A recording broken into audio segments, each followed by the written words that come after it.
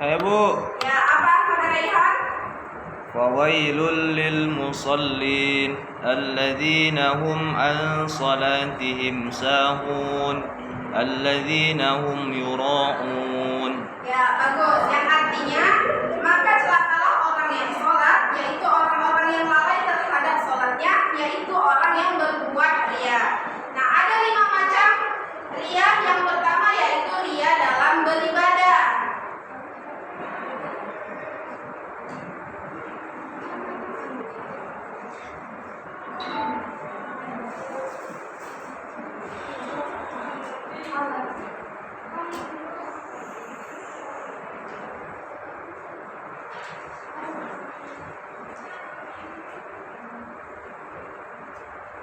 Contohnya, ketika ada orang yang melaksanakan sholat, kemudian ia mempublishnya ke media sosial dengan maksud ingin dipuji sebagai orang yang ahli ibadah. Namun, ketika dia sendiri ia lalai terhadap sholatnya. Yang kedua yaitu riya dalam lisan.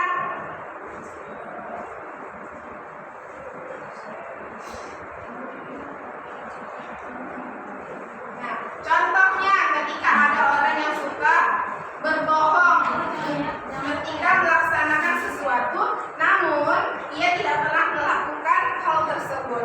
Yang ketiga yaitu riya dalam bersedekah.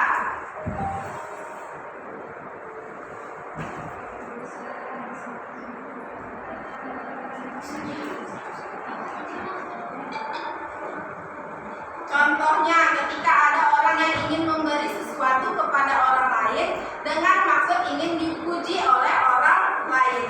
Yang keempat yaitu riya dalam kegiatan. Contohnya ketika ada orang yang rajin dalam melakukan pekerjaan, namun hanya ingin terlihat oleh orang lain, bukan karena Allah Ta'ala. Yang kelima yaitu riya dalam penampilan.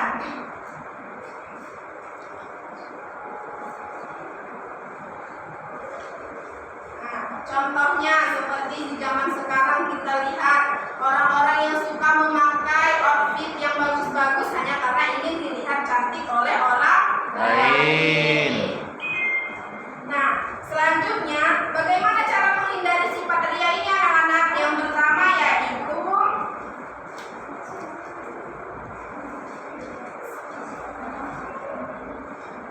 pertama yaitu melatih diri beramal secara ikhlas karena Allah Ta'ala.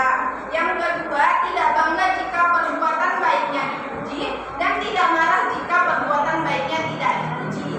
Yang ketiga, membiasakan diri bersedekah secara diam. Yang keempat, tidak memuji orang lain secara berlebihan. Yang kelima yaitu banyak introspeksi diri. Yang keenam, banyak membaca istighfar. Nah, bagaimana? Apa saja dampak dari perbuatan riya itu, Bu? Nah, yang pertama yaitu dapat menghapus pahala. Yang kedua yaitu termasuk perbuatan syirik kecil. Yang ketiga, dekat dengan sifat kafir. Yang keempat, dapat menimbulkan kekecewaan di dalam hati. Yang kelima, dapat menimbulkan hati yang kurang tentram. Dan yang keenam, tidak disukai dalam pergaulan. Nah, sampai di sini anak-anak semua paham apa itu riya? Baik. Alat tercela yang berikutnya adalah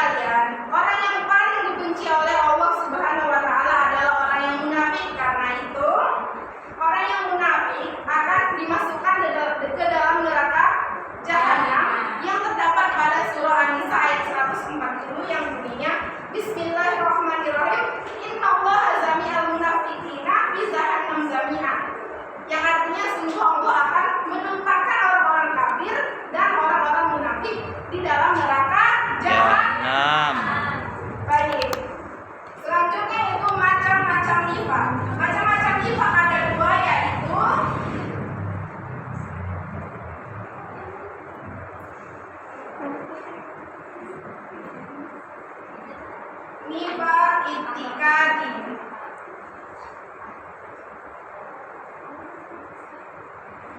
Nifaq i'tiqadi atau nifaq besar, contohnya mendustakan ajaran yang dibawa Nabi Rasulullah SAW. Yang kedua, membenci Rasulullah dan ajaran yang dibawanya.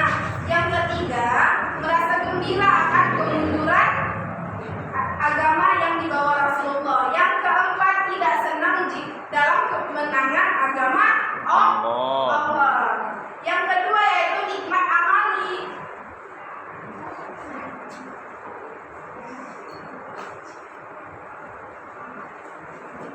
Nah, apa itu nikmat amali anak-anak? Nikmat amali yaitu perbuatan orang munafik yang apabila berbicara berdusta, apabila berjanji ia ingkar, dan apabila dipercaya ia berkhianat. Namun masih ada iman di dalam hatinya. Nah, selanjutnya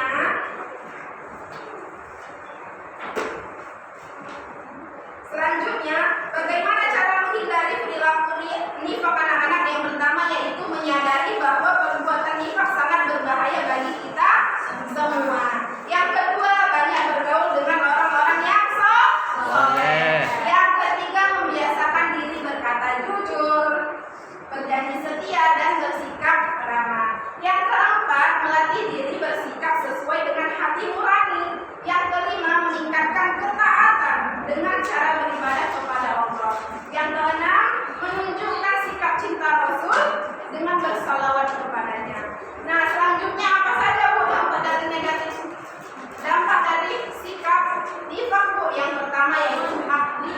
Orang yang munafik akan hina di mata Allah. Yang kedua, tidak mendapat kepercayaan dari orang lain. Yang ketiga, dijauhi dalam pergaulan. Yang keempat, membuka pintu fitnah bagi orang lain.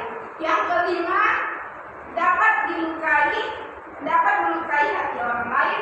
Yang keenam, dapat mencoreng nama keluarganya. Yang ketujuh, ditempatkan di neraka jahanam di akhirat kelak.